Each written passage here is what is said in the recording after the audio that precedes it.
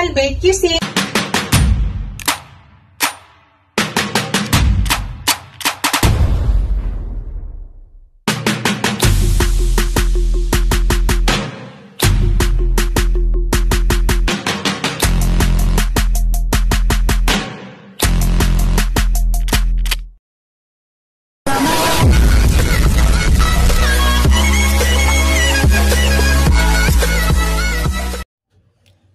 Hello guys, to this video guys ay magluluto tayo ng chicken buffalo. Gamit kong chicken guys ay wing.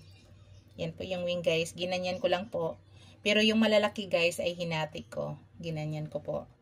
Nahugasan ko na po yan, pero yung hindi naman ganun kalaki, hinati ko lang yan para pag ma-fried natin hindi masyado mabukaka. Yung ganyan lang guys. So ngayon guys, nalinis ko na po yan. I-marinate muna natin saglit guys bago natin i-fried yung chicken. So, lagyan lang natin ng asin. Asin lang ilagay natin, guys. Tapos, maglagay tayo ng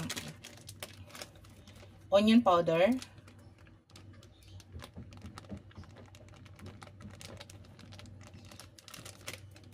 Tapos, ground black pepper.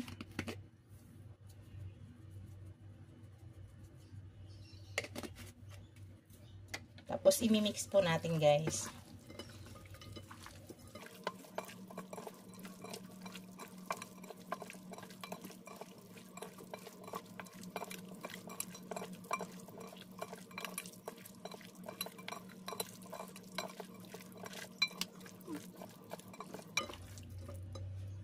Magdagdag ako ng ground black pepper guys.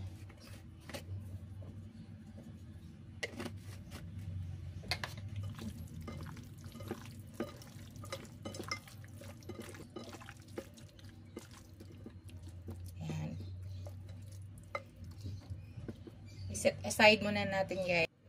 Gawa na tayo ng breading niya guys. Gamit ko pala guys ay crispy fry. So hindi na tayo maglalagay dito ng asin guys. Timplado na po ito.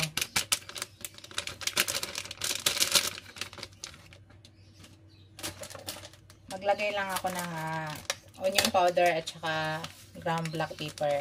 So hindi na tayo kailangan maglagay dito ng asin kasi nga itong gamit nating harina ay may timpla na po.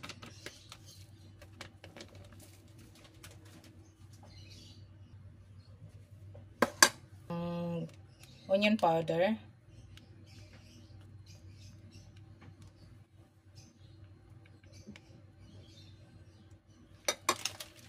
Tapos ground black pepper.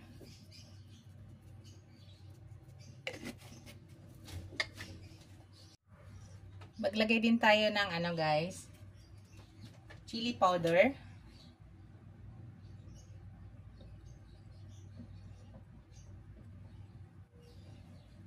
Dahil chicken buffalo yung natin.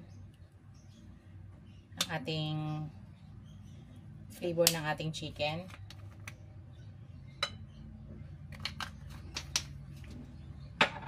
Tapos guys, maglagay ako ng cornstarch. 2 scoop ng cornstarch. Scoop na maliit. Tapos imimix lang po natin guys lahat.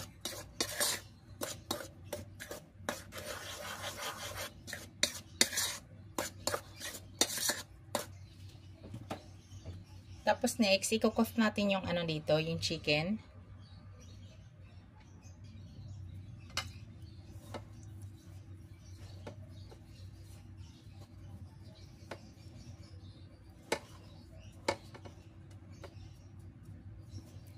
Pasukan nyo yung balat guys. Lagyan nyo yung ilalim ng balat.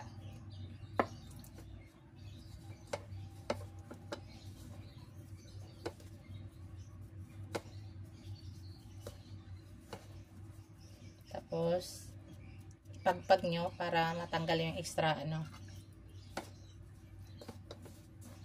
extra harina. Hindi isasama sa ating mantika.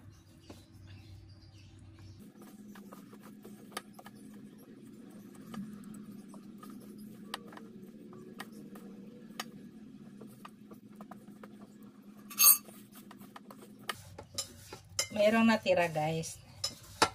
Ang ginagawa ko nito yung natirang harina. Sinisit aside ko. Pag nagluluto ako ng isda, minsan nilalagyan ko pa siya ng harina. So, pwede mo ito magamit. Sit aside mo lang. Itabi mo lang yung harina. Yan na guys ang ating natapos.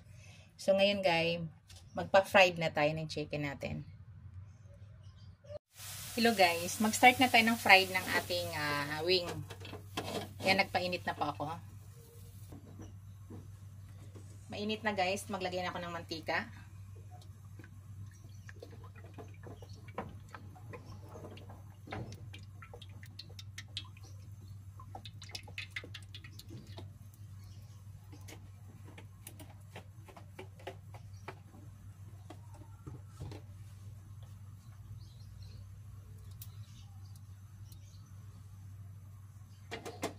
So, painitin muna natin.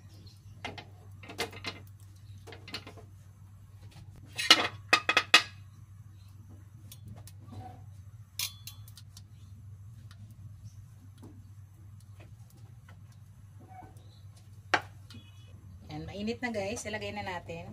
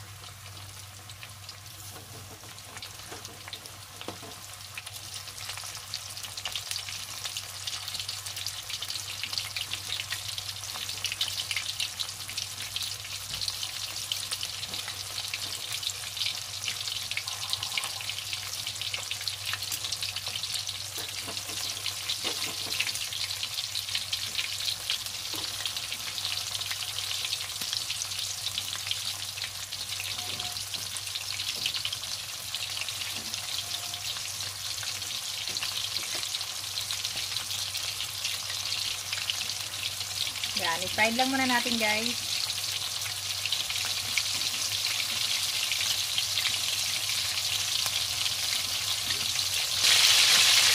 Yan guys, malapit na natin yan tanggalin yung first batch. Yung purpose pala guys, bakit tayo naglagay ng cornstarch para mapa-crispy agad natin ang ating chicken. Gusto ko kasi sa buffalo guys, medyo crispy yung chicken.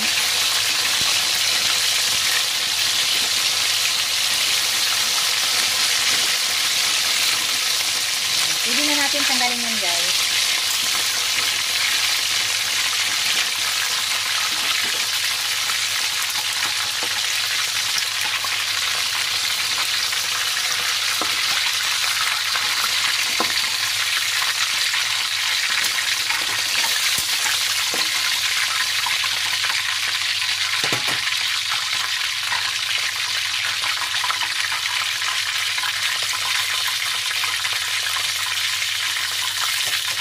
Ilagay na natin yung iba guys.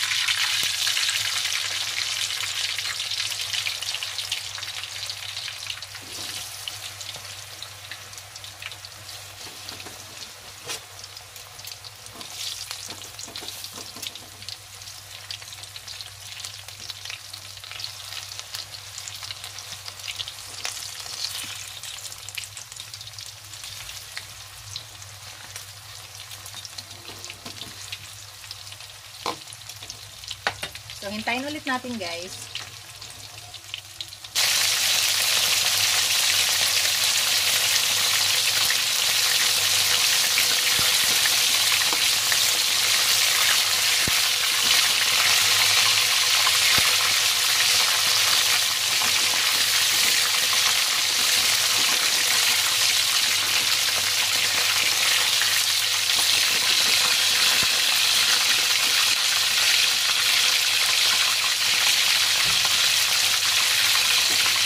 Pinapa-crispy na lang natin guys. Tanggalin na natin guys.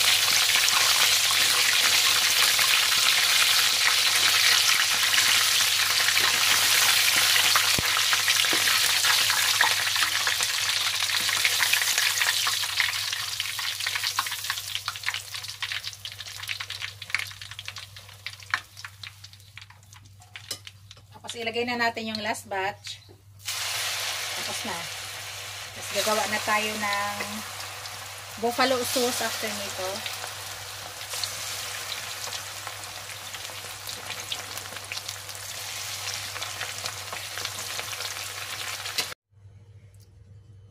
Hello guys, mag-start na tayo pagluto ng ating buffalo sauce. Nagpainit na ako guys. Maglagay na ako ng butter. Kainaan nyo lang yung apoy guys ha, para hindi masunog. Dadagdagan ko yan.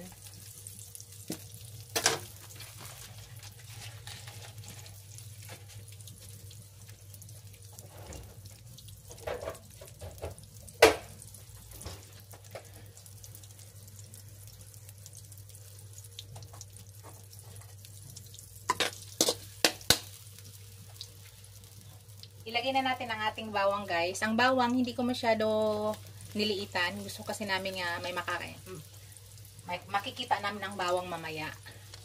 Minsan kasi pag maliit na hindi na nakikita.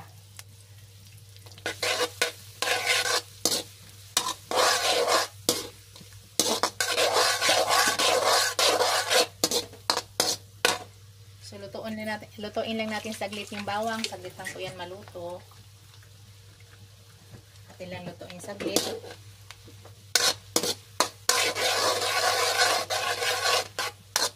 Hina lang yung apoy guys para hindi masunog.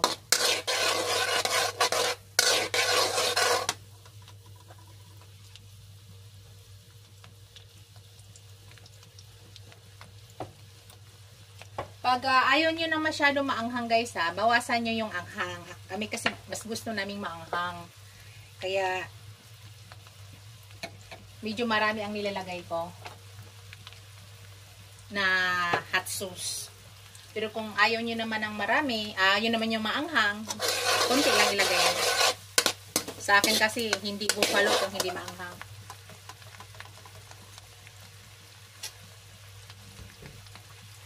So ngayon guys, maglagay na ako ng hot sauce.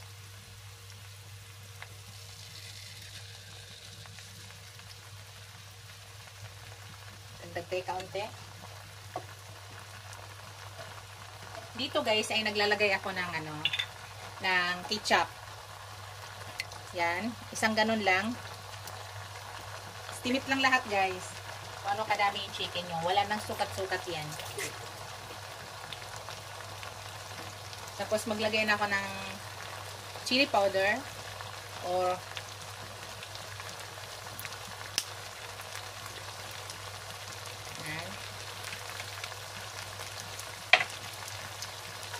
tapos ground black pepper.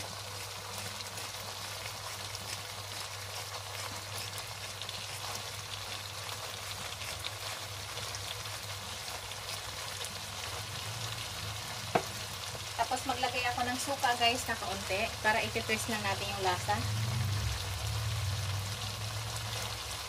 Kunti lang po ha.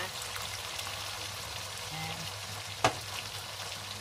Tapos maglagay ako ng oyster sauce. Konti lang din oyster sauce.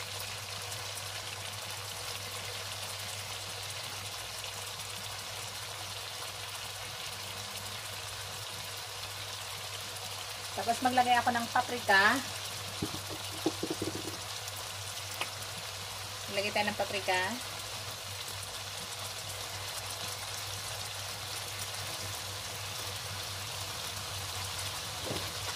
I-mix.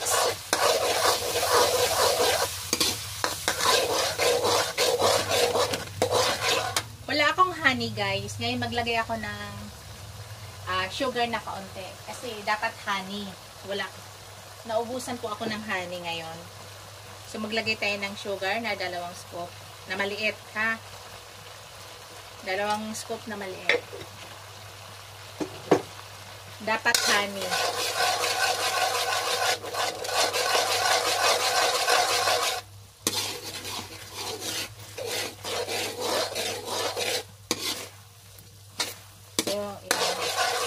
Lutuin lang natin saglit yung suka guys. Magdagdag ako ng ground black pepper guys. Nakulangan ako yan. Kunti lang yung nalagay ko kanina. Tama na yan.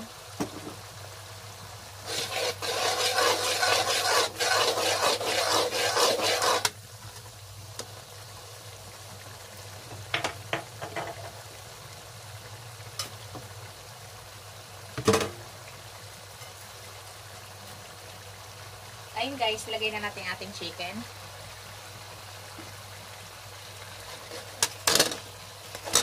Halo na lahat.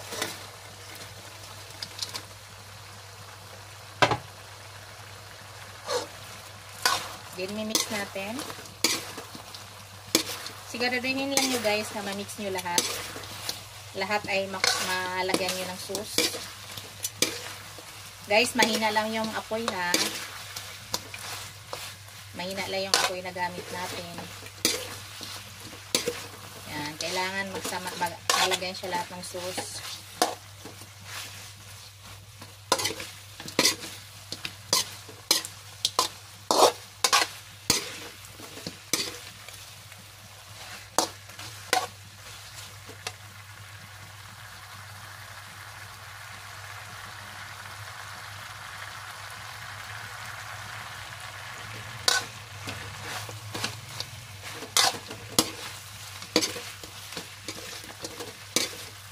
So, hayaan lang muna natin ngayon guys na mag-absorb yung sauce.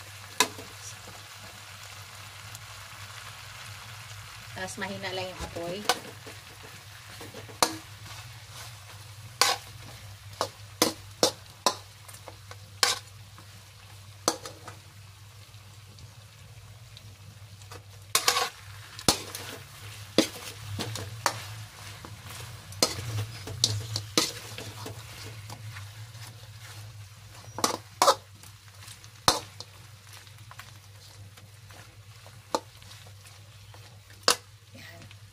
Bago pala lahat guys, i-shoutout ko muna yung aking mga members, aking mga subscribers, ang aking mga viewers. Maraming salamat sa inyong lahat guys sa walang sawang suporta sa aking channel.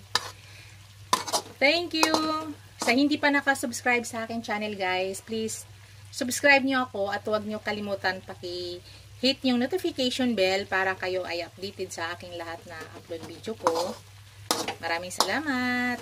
Ito guys ay malapit na matapos. Hintay lang natin saglit. Mga 2 minutes. Saida na po tayo. Bago matapos guys, maglagay ako ng celery powder. Pangpadagdag lang ng lasa guys. Pampabango. Celery powder. Tanggalin natin para mahirap anahin. Yan.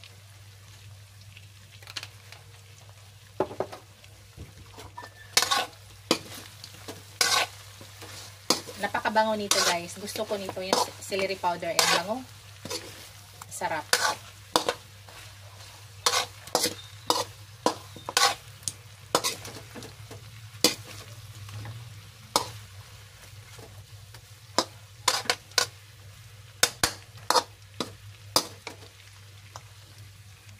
Yan na guys. Luto na po yan. Yan na po yung ating finished product guys.